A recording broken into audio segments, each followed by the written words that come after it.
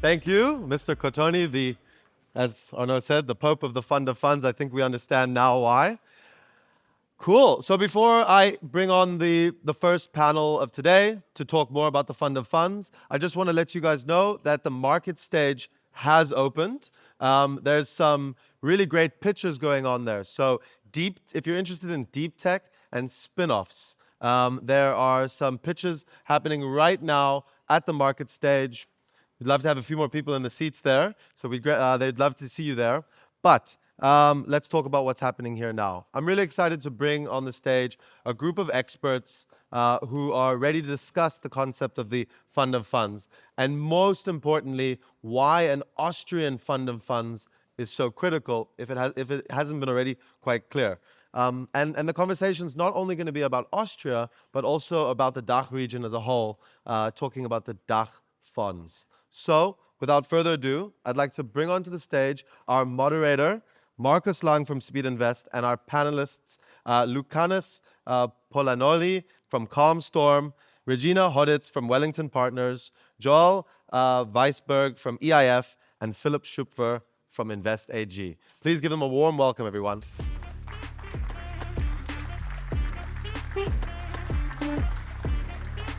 All right. Welcome, everyone. 50 minutes to solve a problem that has been discussed in Austria for a decade. We can do this, especially on this morning, right? I feel it's particularly important to discuss European tech sovereignty and how we can contribute. Countries can contribute, investors can contribute, everybody in this room can contribute in increasing Europe's sovereignty when it comes to the financing of innovation and technology. Maybe I throw a curveball and we talk about the US elections for a couple of minutes at the end, but let's not kick it off with that. I have a great panel that brings various different perspectives to it. And I think that's also how I'd like to start, just very briefly. I know it's a bit boring, but I think it still makes sense as this is such a complex topic. Tell us, please, who you are and why you are on a panel regarding a Dach fund in Austria. What is it that you think that you can contribute to this discussion? Whoever dares may start. So I'll start, Regina Hoditz. My day job is actually running a venture capital fund based out in Munich, investing in life sciences. And I've started on that journey 14 years ago. And it's been tough. It's been tough to get investors. It's been tough locally to get institutional investors to support venture capital. And what do you do when the going gets tough? You have to do something about it. And the reason why I'm on this panel is that I had the pleasure from 2015 to 2020 to be the spokesperson of the German equivalent of Invest Europe called BVK. And it did take 10 years to actually get a Dach fund in Germany started. And it's made a huge difference in general to have a public investor in Germany on top of the EIF, which is very supportive, to actually draw in international capital. And I can only echo what has been said by our keynote speaker before. It's just simply needed, and that's why I'm here.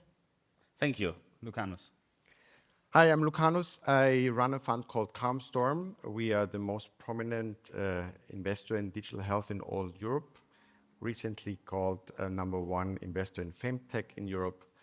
And despite our brand, we are still a very small fund. I don't know why I'm here on the panel, but maybe it's because small funds also need LPs, and it's hard for us. And so a Dach fund would be great, unless they only invest in big funds anyway. So I would be only in favor of such a thing if they would also invest in small funds.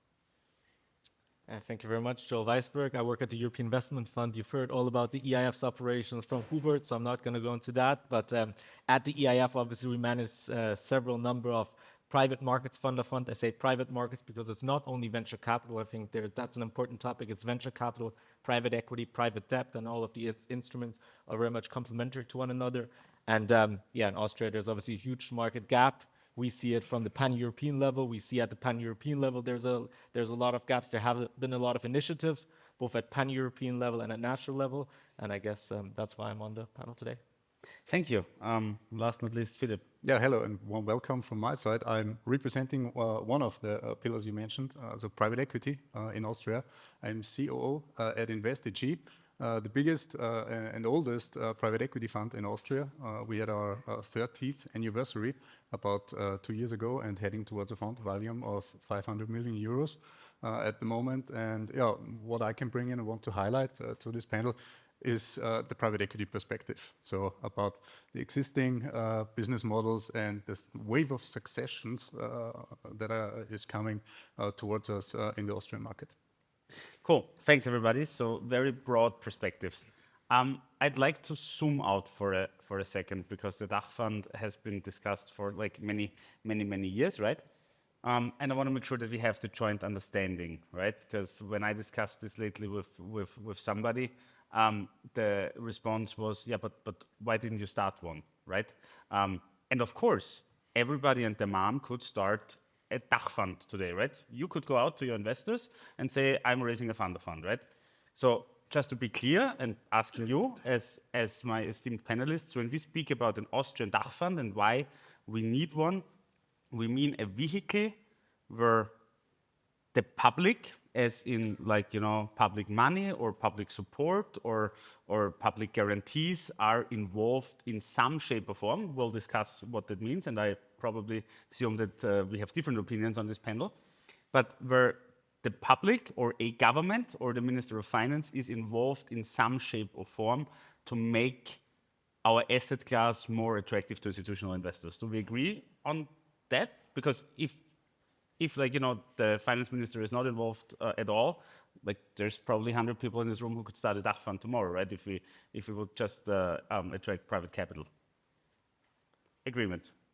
I would maybe to complement, I think there's agreement to a certain extent. I think the operational involvement of a ministry in regards to that is something that we should probably discuss. I think previously Hubert outlined 2 successful initiatives in markets that are very different in terms of its domestic base and its capital base, but Portugal, Spain, and Greece were outlined as successful initiatives of fund of funds that have very much capitalized and mobilized the market. There, the ministries were not operationally involved. I think that's something to clarify. To the extent that they were involved, is that there were budget resources that are usually, you know, governed and operated by the Ministry of Finance that were allocated to such initiative, and on the back of which then I guess we can go into the structure that can be envisaged. But I think it's important to distinct that the operations of a fund of fund should be very distinct of the involvement of a ministerial body, because otherwise it can become very messy and difficult to implement. 100%. I would assume that this is also something where the panel agrees upon, that like the operational involvement of a public body is probably not necessarily helpful, and you need the market standard fund management for this to work out, right? Question mark? I think it is very, very important. In Germany, we partly succeeded with that. The DAG fund is managed by KfW Capital, which is, of course, an independent organization, but it is owned by the 2 ministries. And this is something which in the end worked because they, like the EIF, have a lot of experience in managing those funds. But the wish of the industry and the investors was to make sure that this is professional fund management that is actually running those funds. So I believe absolutely strongly that if you want to attract institutional investors to such funds, you need to have professional management that can do that. And the reason what you're saying is, why doesn't anybody go out and do that? There have been several initiatives also by large US fund of funds to actually set up funds for Europe. But if I'm a big fund manager and I can invest in an established fund of fund business that's investing globally, i.e. 80% of that will go to the US and 20% will go to Asia, and something that is beyond the comma will go to Europe, it's easy for me because there I have returns for the last 20 years. I can make a calculation what my returns will be into the future. In Europe, we have very few long-standing fund of funds. There is a few, they're also successful, but basically they are small compared to their US counterparts. And the competition for that market is fierce because in the end, what you're adding for the investor is, let's just be real, another fee layer. So you're paying the fee that you pay for the manager that is managing the underlying funds where you invest, and also for the structure that is actually doing your due diligence on which fund managers to select and actually doing that. So it's not a product that by itself, if you are sitting, and I mean, this is one of the perspectives you're missing actually here, and these were the people that were in Germany the critical people to set that up was actually the insurance industry and their interest group. And if the large investors wouldn't have said the product that is being offered is attractive enough that they go out of their way and look at the European Fund of Funds, they wouldn't have done it. Yeah, yeah, 100%.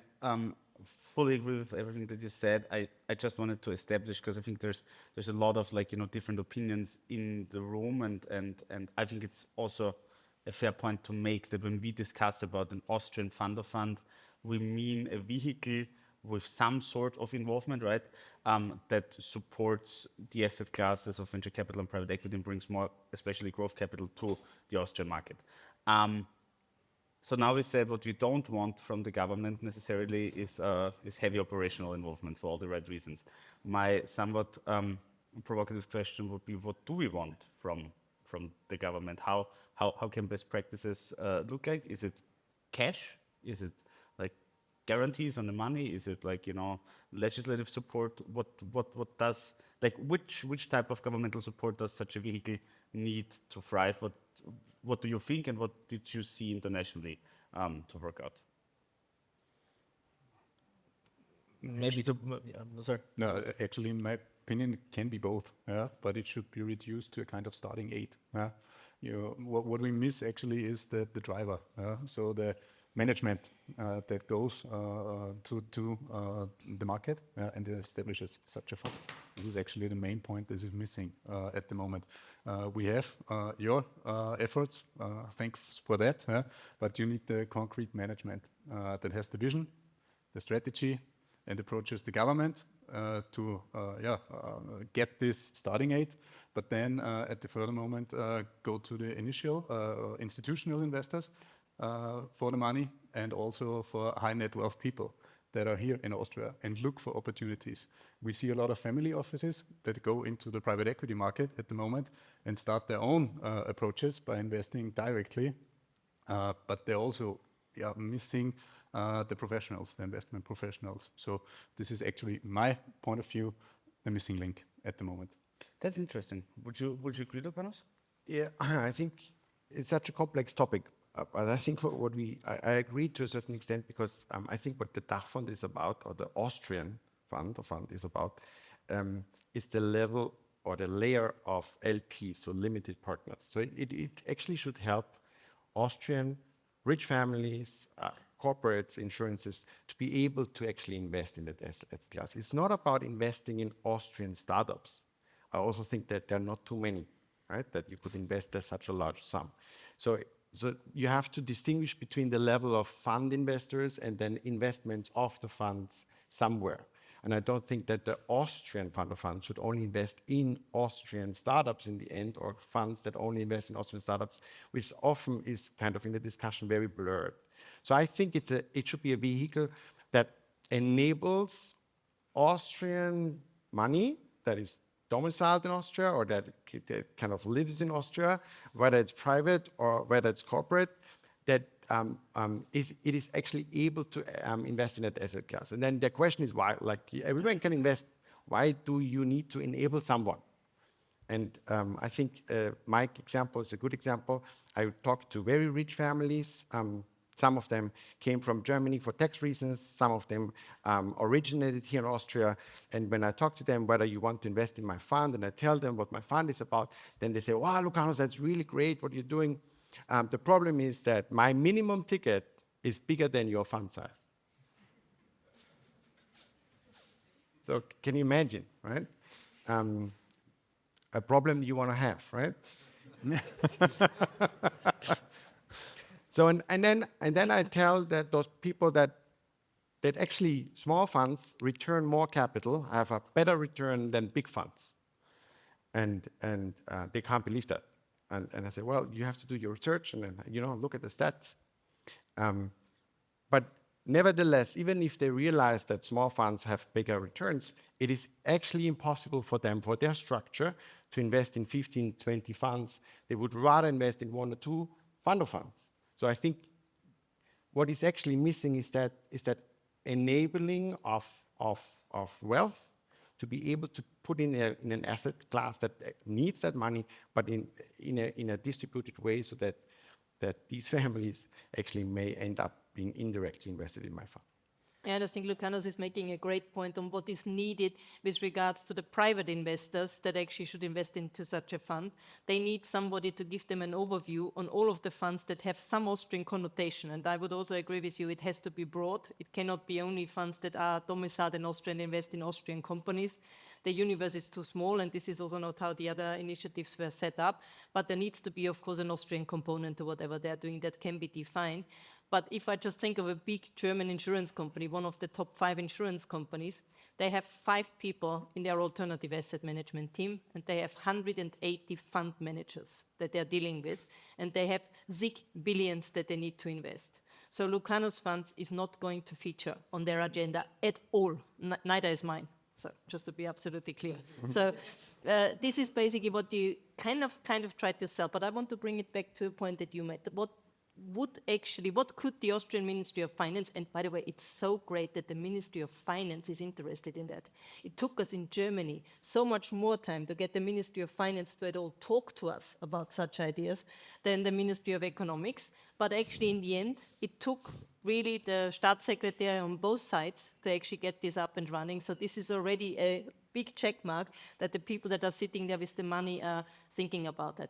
What it takes is, it takes somebody to say, yes, such a fund of fund has been set up in Spain, in Portugal, in other places successfully. In Germany, we always Absolutely. like to look to Germany, right? Yeah, it's a billion. It's a billion, and the majority of the money is private money.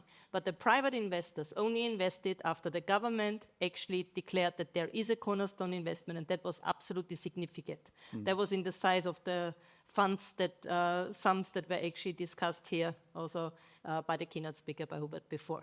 So, but what it takes is, it takes basically somebody to say, I buy into this concept, I'm prepared to give taxpayers money and put my head on the neck to such a concept because I believe that it will fly, that it will thrive, help the economy to thrive, and it's going to return money. Because just for the return, and even if it's 5.6%, you will not get the CIOs of an insurance company to say, I need to do that.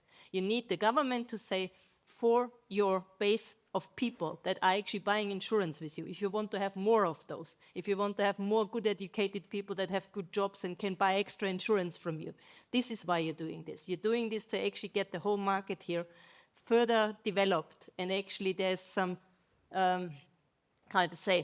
fringe benefits that you will get at the side as well. And the other thing, we simply want you guys to do that, because you're putting so many 100 millions in fund of funds in the US. We actually are absolutely interested for you guys to invest here. And if the government is not putting this initial stimulus, it will not work. Whether it will need a structured guarantee and some other incentives is something where every market is different. So we can discuss this maybe in another session, but this kind of mark of endorsement is absolutely necessary. Where I'm still stuck, or what I found very interesting, and I never thought about it like that, was Philip's point about what's the starting point in this whole chicken and egg discussion. Because up until now, honestly, I think many others in the room I've been in conversations with, thought what we need is basically we need to lobby vis-a-vis the government, and as soon as basically there is consensus and we agree on the entity and who's doing that. Then they'll hire a team, more or less, and we have to make sure that it's very close to market standards, and here we all agree. But your point, if I understand you correctly, was you'd think that the starting point should be a team, like a group of people that comes up with a concept and is like, okay, hey, dear finance minister, dear I don't know who, that's my concept. Give me the money. Afterwards, I'll go to institutional investors. Why? Maybe question to you. And second, on an international scale, did that ever work? Or was it always the government who did this initial stimulus? I think it has to go hand in hand. On the one hand, the governmental aid, yes, but the main point is somebody has to do the job. Sure. In operation. And in my experience, it's always better to get somebody who has the entrepreneurial spirit and drives it, and not, so to say, there's somebody who is in a working contract and has to do this job and so on, under his given framework, that will not work. You have to have a long breath for this fund of fund concept. It's not something that works on a period for 8 to 10 years. And you have to find stability in the team, and you have to have a strong team that has experience in ideally all of the different pillars we heard from you. So venture capital, private equity, other asset classes in a fund of fund concept, so investing in funds, and also maybe direct asset investments. Why not? Could also be a point, especially speaking for invest.austria, we're always looking for co-investors. So we have a minority stake approach, so we need somebody else to build a deal, or to bring it to a deal. And this is, in my opinion, the missing link. Maybe asking you, Regina, and you, Joel, who saw this working out internationally, what was the initial stimulus in the cases that worked? How did it work out in Germany? So in Germany, it was basically coming from like the lobbying efforts were bringing this back as an idea that actually at that time Denmark was actually the model case for Germany. And it fell actually, also the politics liked the idea. And at that time KfW Capital was created. So it was clear that it would either be the EIF or KfW Capital that would be the management of that, because you needed a structure that can set that up. And I would not underestimate how much political work there is. And this is now not only meant to be lobbying, but you need a Haushaltstitel, you need to go through all these Beihilferecht, and I don't even know all of those words in English. So there is a lot of inside know-how that you actually need, that basically we private players in the market only have to a certain extent. So in Germany, at the end, it ended up with KfW Capital and them already having a team that was doing fund of fund investments to also manage that. The intent of the industry at that point in time was we wanted this to actually at some point to be recreated, so that such a structure could not only be run by KfW Capital, but that other people could set up their own fund of funds and could actually manage them. But the initial initiative, both in Denmark, where I know the story well, was actually run by, at that time was called Dachfonds, now they are called IFO, and in Germany it was, the choice was between KfW Capital and EIF. Totally agreed on that. And speaking about an Austrian or Dach fund, in my personal opinion, it should be located in Austria. So you have to deal and handle with the regulatory jungle that we're facing. And we as invest.austria, so did you, Markus. With Speed Invest, we are currently going to the concessioning process at the Financial Markets Authority. And this is only one player you have to deal with. It's rather complex here to get such a deal done. And you need to have the aid of a corner investor, probably from the government. A lot of advantages come with this, totally agreed on that. But still the team who deals with it. Yes, 100%. And if you have too much fun in life, I can only recommend applying for a license. I agree. All right, we've established that. Maybe like my next question would be, and you already alluded to that, Regina. What does it take? And I guess, like, there's no, you mentioned there's no representative of a large insurance on this panel, so we can only guess and, like, talk about learnings we have from the conversations.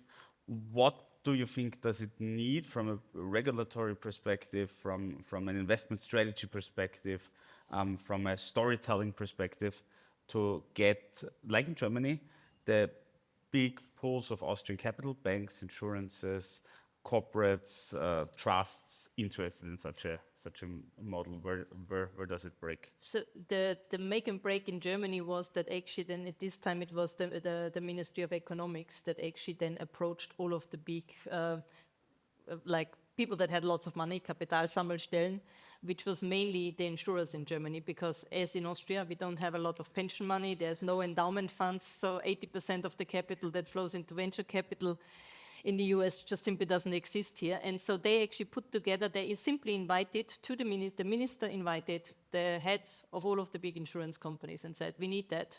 there's no way we're going to do it. It's going to happen. And so how should it look like that you feel least unhappy about it? And then they came with a wish list, a guaranteed return that was like 5 points above the market and other things like that, which then, of course, was a little bit difficult to start off with. But in the end, the interesting thing is they actually asked for some kind of guarantees, and they ended up with a guarantee-like model, so you could buy a tranche that actually has less downside and also less upside. But most of the insurance companies at the end just opted for the normal portion, for the normal fund investment. But in the end, what it took, it was a government initiative to say, hey guys, this is happening, and you better be part of it. Yeah, story was also very similar in France, right?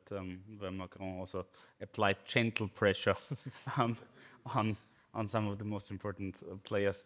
Anything to add from your international experience? No, I think a lot of it has already been said. I believe it requires an orchestrated, effort from many parties. For us, for the EIF, it requires to engage with the ministries and to showcase the existing success stories all across the European Union and beyond, showing to the ministries that, looking at it from a pure finance play of view, cost of capital of 10-jährige Staatsanleihe and an investment to a fund of fund model, that the returns are there, and in addition to that, obviously there's an impact for the market, and there's obviously a huge need to do so. So on the one hand, it requires from an institution like ours an effort to share the benefits and the success stories that we've already enacted, and from the bottom up, from the players like you, it requires the cases that there is a depth of the market and a need for more capital to be invested. I believe that the partial guarantee that is in place under the scheme in Germany is something that sounds good on paper, but that's probably not going to move the needle, and that's also been shown as to why the investors actually opted into the normal share class, because if it is a well-designed structure in terms of investment strategy, in terms of commercial returns, the downside on a fund-of-fund level, investing into a number of funds, of which each of them will have a number of participations across numerous companies, the risk is well spread, and if you have good manager selection, it's very, very hard to actually lose money across it. So that's, I guess, also explains as to why, despite the guarantees being in place in Germany, most of the investors opted for the upside, because that's what is compelling in the asset class, and I don't think we should hide that, right? It's a high-risk asset class, it's private market still. There come liquidity issues that are attached to that, but it's the upside that is the appeal from a pure investment point of view. And I think that needs to be stressed, and that needs to be part of the investment strategy of such an Austrian initiative. And I think a point that you both mentioned then is linked to that if it needs to be coherent and if it should appeal to a large cohort of potential investors, the Austrian flavor of it needs to be something that needs to be well defined and cannot be too constraining in regards to limiting the investment scope, because otherwise it probably loses the appeal from a pure commercial lens, and investors are going to show less appetite in that. So I think the initiatives that we have discussed earlier in Spain, Greece, and Portugal, whilst they have a dedicated focus on that country, the fund managers have ability to invest globally and outside of these markets, which is, I think, also an important point, because otherwise it very much restricts the freedom of all of you on stage as to where you believe your sweet spot is and where you can generate returns from. Joel, would you know how the management teams came into existence in those countries? The management teams of the fund? Of the fund of funds. Yeah. So basically, in Spain, it's kind of associated with their general kind of fund investment mandate, as far as I know, as well. So, but do you know how those teams came into existence? So you mean the fund investment fund teams of the manager. national promotion institutions, or the fund managers themselves? So in Denmark and in Germany, basically, the teams that are managing this fund of funds, sitting at the equivalent of the state kind of federation bank that is supporting growth in general. So like KfW or now it's called IFL Wächstfund before. In Portugal and Spain and the other places, are they also part of a government institution? Or are they independent managers? So the initiatives that were mentioned before were managed by the EIF. So it was EIF being the fund selector and the fund manager of these fund of fund initiatives. In the meantime, all across the EU 27 markets, national promotional institutions have been set up to focus dedicated on the market. You have AWS here, you have KfW Capital in Germany that are focusing on their market and have a country-specific mandate, and that brings a certain level of expertise, but also brings a certain viewpoint that some like, and some might have other views upon that, I think. So to your point, these are part of national promotional institutions. But so basically in a starting phase, the EIF can help to set that up and then promote either public or private managers in those countries to take over the initiatives. Indeed, what we've seen is that public managers, so authorities, publicly owned authorities such as KfW Capital in Germany, have come up, have been dedicated, have been set up to focus specifically on their market. And that is very complementary to our operations, and is something that is already in place of AWS here and can probably be enhanced further. And that maybe to the private managers, as much as we as an industry in Germany wanted to have private managers, in order to get the institutional investors on board, having an institution that is vetted, like the EIF, that actually has kind of done due diligence on, I don't know how many funds, thousands of funds in Europe, is something as seen as a bellwether. So I think this is not to be underestimated, the stamp that you get for setting this up with an established organization. Yeah, 100%. There's also, like, that's the obvious benefit from that, right? There's likely also downsides from that in terms of, like, administrative burden and speed. And that's a great segue into, like, my next question I'd have to the two GPs on stage. Like, how would an offer or like an investment focus or a strategy of such a fund of fund need to look like to be of interest to you? What are, like, of course, additional capital, I assume, would be welcomed, right? So what could go wrong? What are, like, terms you would struggle to accept? Because ultimately, we need to build a product that works for the government or, like, the public promotional bank or whomsoever, a product that works for institutional investors, but also a product that works for the fund managers, right? Because if you say, okay, it's nice that there's a 200 million fund, but I have to pay 7% fee a year and it takes 2 years to get that, then obviously you wouldn't touch it, right? So what are your guardrails? Philip, go first. Somebody on the left side.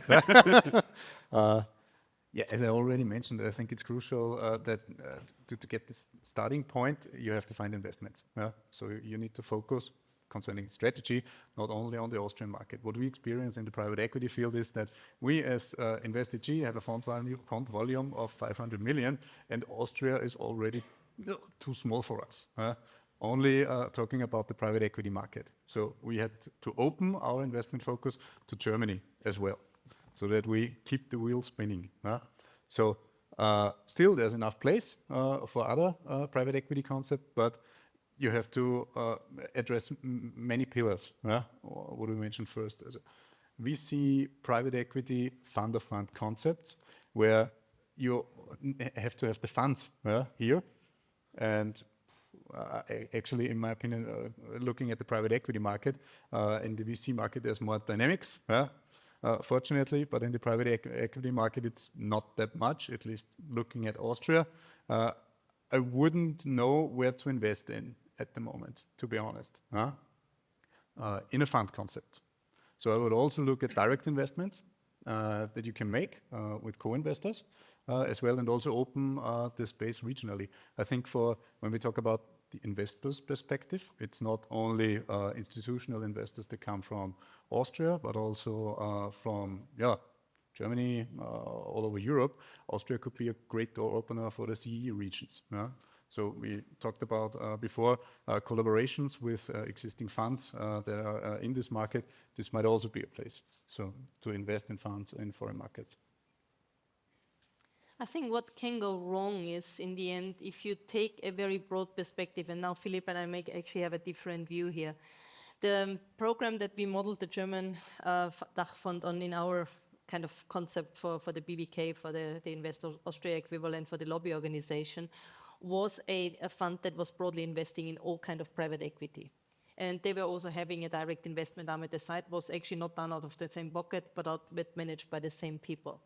In the end, what happens is that 80% again then of the activity goes to the larger funds. And if you look at the Austrian landscape, you have Lucanus here, you have Fund F, you have a number of smaller initiatives that actually are all up in the making, and people are really brave to start a new fund. This is a long-term business, and this is really a marathon. No, it's an Ironman to run that you have to actually get to what Speed Invest has done really very, very successfully here. But we need more Speed Invests. in Europe, not only in Austria, but now that we're in Austria in general. So it's super important that the mandate is such that there is enough emphasis on what is needed. Sorry about that, Philip, but I think what is crucially needed is that we now have already starting points, like you have with Calmstorm and other funds here, that we get them to the next level, that we get them onto a range where they can internationally really compete with funds going forward. And if there's no clear mandate to make sure that there's a ring-fenced resource around that, or a strong emphasis on that, that is overrepresented in the market, then I think you're not going to achieve your aim that you're going to get this more dynamic environment. So I think this is one thing that can go wrong. The other thing that can go wrong is, and I heard you clearly when you were saying, like, should this really be managed by IFE? Or should this be really managed like in Germany we have by KfW Capital? It gives you a good starting point, but it's also an issue that in Germany, it's the bigger funds that will be getting most of the money out of the Dachfund, because the Dachfund will come on top when you have already raised a lot of money. And what we need the local fund to do is, it needs to be the anchor investor. So the issue that we have in the German-speaking area is that we don't have these big pension funds that we can go to, that give us the ticket, that do all of the due diligence, with which we then can go and say, oh, this and this French fund is in my backyard, they have always invested with me, they have again given me a big ticket, here can you, UK fund, please also now come and invest. If we come with no ticket from back home and go to the UK, they look at us and say, like, why don't you get any money back home? 100%. And so these two things are absolutely crucial. Needs to be a lead investment with a serious commitment to the funds that actually need to grow and that actually need to have a chance to become the next Also, big frankly, investor. an early investment, right? Because this is what makes it even more valuable to go out with the backing of such player. Lucanus, I assume you fundamentally disagree with everything Regina said, right? I have two things now to say. First, next time you should invite Andreas to have here the Unica or the insurance group view, because Regina is doing all the marketing for Calmstorm herself. So you don't need me on stage, which I love, because I love my chairwoman being so outspoken about what we're doing great at Calmstorm. But I have, everyone here is in my age, at least. I have something that you know very well from Jörg Haider, right? At Dachfonds. At Dachfonds. I'll show you something. And you don't have to read the small print. You just need to look at the colors. The colors represent the types of funds and their returns. And you can see there's a lot of light blue colors. Can you see that even in the back? Sleeping there. Can you see that? So this is an overview of stats that I didn't make. It's PitchBook stats, and it's from 2013 to 2022, and it's the ranking in the best performing funds. So best performing funds, 10 best performing funds from 2013 to 2022. And the light blue means it's fund 1 or 2. The dark blue, it's a fund below 100 million, which normally is a fund 1 or 2. Then the dark blue is a fund above 100 million to 250 million, and the grayish, the few grayish you can see there, is funds above 250 million. So what I tell you is that if we are actually getting an Austrian Fund of Funds, and they are investing in all these 250, 500 plus funds, it won't help the ecosystem a lot. It will help a few funds, clearly, but to get new funds going, to have a larger kind of base of GPs competing, you have to be actually taking the risk to invest in small funds, or most of them are early funds, fund managers 1 or 2. Yeah. I actually, coming from a larger fund, do agree with you. I don't agree on the performance stats, but that is something we can discuss, and why this is skewed. But I 100% agree on the mandate that such a fund needs to have. But coming back to my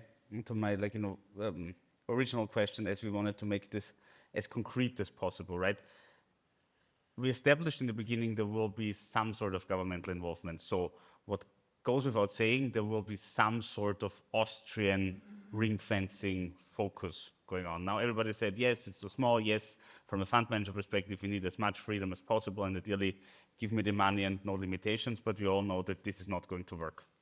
So my concrete question is, what could work? right? I mean, we see in Germany or in France what BPI tells you, if you take 20 million of our money, you have to invest at least 20 million in France. That's a model that works fairly well, right? You can invest wherever you want, but the amount of capital that you get from us, you need to invest here. Is that a model that could That work? won't work in Austria. That won't work in Austria. Because we don't have enough startups in Austria. Yeah, but maybe then also not only Austrian fund managers get the cash. So Maybe then HV Capital or Cherry or Wellington gets cash to invest in Austria. I think that's absolutely right. You have to go abroad, and you can't only invest in Austrian fund managers. Maybe there will be more, and then you actually can deploy it because you do small tickets, but you need to do that more broad. But then the question is, what is the Austrian flavor? What is the Austrian flavor of the fund of fund? And I give you a short summary of my experience with an Austrian institution that does fund investments, where I said I'll invest in Austrian entrepreneurs wherever they are, in the US, in Canada, wherever they are, but they are Austrians. And then they said, well, that's not possible because we have the rule that you need to invest it in Austria. And I said, what is the difference between investing in St. Pölten or Bratislava? What's the big difference if the founder sits in Bratislava? Or that's the rule. So I think that would be a very bad rule if we confine it to the region Austria. But it would be very interesting if we give it an Austrian flavor by supporting somehow Austrian entrepreneurship, because I believe that Austrian entrepreneurship is world standard, and we have great people doing AI in the US that are actually Austrians. Most of you probably don't know them because they don't necessarily go a lot to Austria itself because they think we are backward and not as as exciting as the US. But there is a person you probably all know from ZIP2 who is searching at the new vaccine for influenza in Boston. He's an Austrian. He could set up a life science startup immediately. So there's a lot of talent, Austrian talent. But if you have to do that only in Eisenstadt, then it won't work. I would just like to compliment that. We hear that reservation quite often when we engage in markets that are immature to a certain extent, or underdeveloped, or below EU average. And one thing that we've seen is that once capital is available, the entrepreneurs come, right? You can't expect entrepreneurial talent to be there if there's no funding for it, and if there's such scarcity for funding, it will have repercussions on entrepreneurial spirit coming out of university or growth strategies of startups within the market. So whilst I agree with the reservations, and you guys know this much better because you're on the ground in the market, we see that once there's capital, and even if there's a binding commitment to have to invest that ticket into Austria, that contributes to the development of the market. And I would recommend everyone to look at some markets where the EIF has conducted that with quite success, not only Portugal and Spain during the height of the European financial crisis, which I believe is worth noting, but also more recently in markets such as Bulgaria, such as Croatia after their entry into the EU.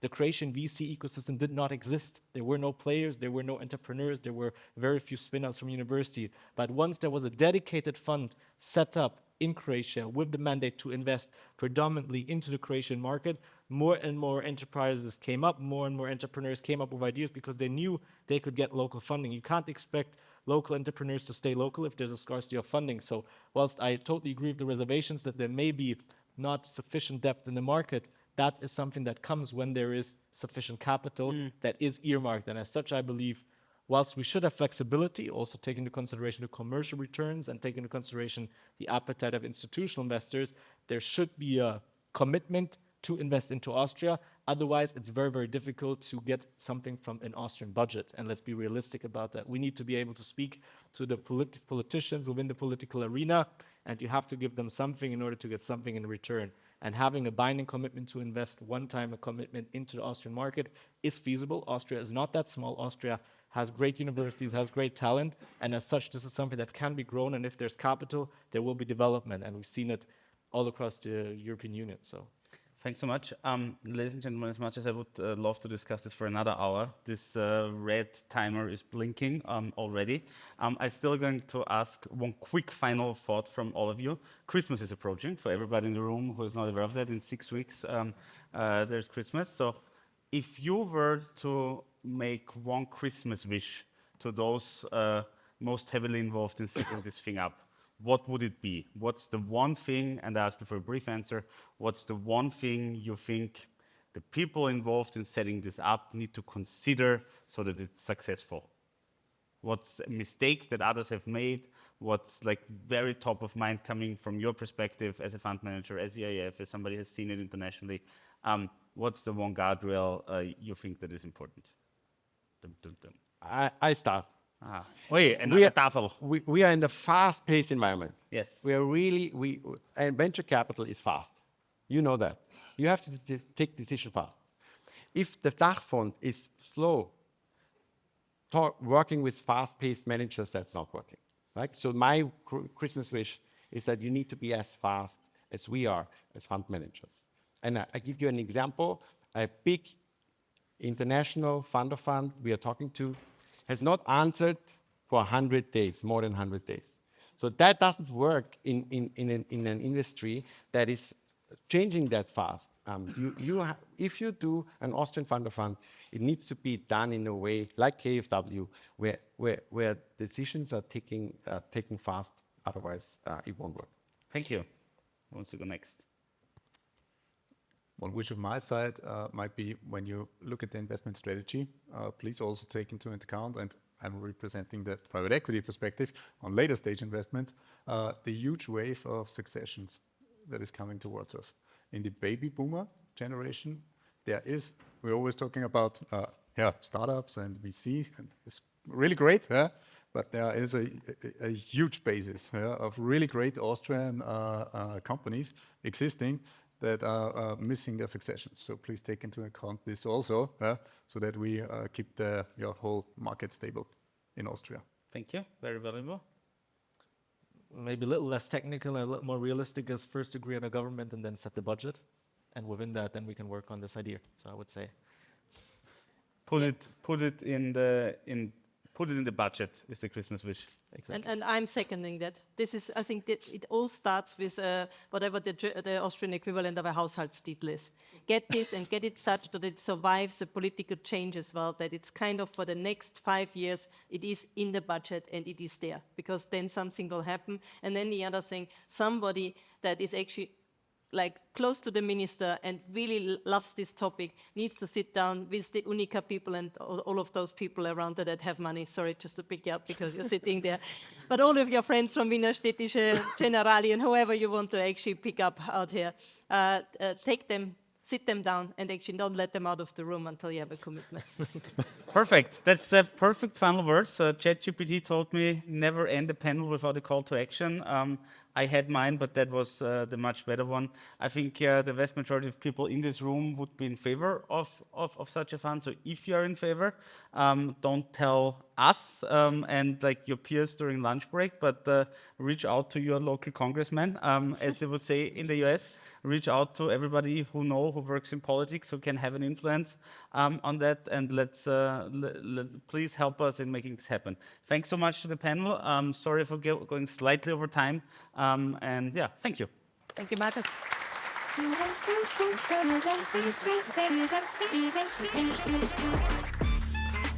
Thank you.